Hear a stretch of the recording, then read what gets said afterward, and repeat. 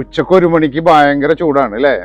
ഫെബ്രുവരി ആയപ്പോഴത്തേനും ഭയങ്കര ചൂടായി. പക്ഷെ ഞങ്ങൾ നിൽക്കുന്നത് ഒരു ചൂടുമില്ലാത്ത വീട്ടിലാണ്. തൃശ്ശൂർ കണിമംഗലത്ത് ഒരു ചൂടുമില്ലാത്ത വീട് ഡിസൈൻ ചെയ്ത ആർക്കിടെക്ട് ആണ് എന്റെ കൂടെ നിൽക്കുന്നത്. പേര് ബ്രിജേഷ്. നിങ്ങളുടെ സ്ഥാപനത്തിന്റെ പേര്? Jade architect. J architects interior designer. ഇദ്ദേഹമാണ് ഇതിന്റെ ഡിസൈൻ ചെയ്തിട്ടുള്ളത്. വീട് നമ്മൾക്ക് പോയി കാണാം. എങ്ങനെയാണ് ഇങ്ങനത്തെ വീടുകൾ പണിയേണ്ടതെന്നും എത്രത്തോളം ചെലവ് കുറച്ചിട്ട് നിങ്ങൾക്ക് ചെയ്യാമെന്നും നമുക്ക് കാണുകയും ചെയ്യാം. ഇപ്പൊ ദാ ഇവിടെ ഒരാൾ ഇരിപ്പുണ്ട്. ഇദ്ദേഹം ഇപ്പൊ നമ്മുടെ ചാനലിൽ സർവ്വവ്യാപിയായി, നമ്മളെ ഹബീബ് ഖാനെ പോലെ.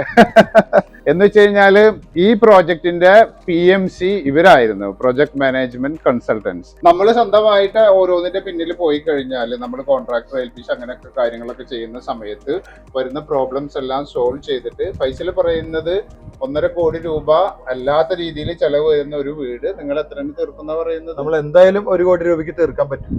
1959 MBBS പാസ്സായിട്ടുള്ള ഒരാളാണ് ഇതിനകത്തുള്ളത്. അപ്പൊ ആ ഗ്രഹനാഥന് പുറത്തേക്ക് നോക്കിയിരിക്കുമ്പോ പുറത്തു പോകുന്ന ആളുകളായിട്ട് ഒരു കണക്ഷൻ വേണം എന്നുള്ളത് കൊണ്ട് അദ്ദേഹം ഇവിടെ ഇരുന്നിട്ട് തന്നെ ആ കണക്ഷൻ മെയിൻറ്റെയിൻ ചെയ്യാൻ പറ്റും. ഇതെല്ലായിടത്തും ജാലി വെച്ച് കവർ ചെയ്തിരിക്കുകയാണ്. ആവശ്യത്തിന് വെന്റിലേഷൻ, ക്രോസ് വെന്റിലേഷൻ കിട്ടും. അത് പോയാൽ അറിയാം.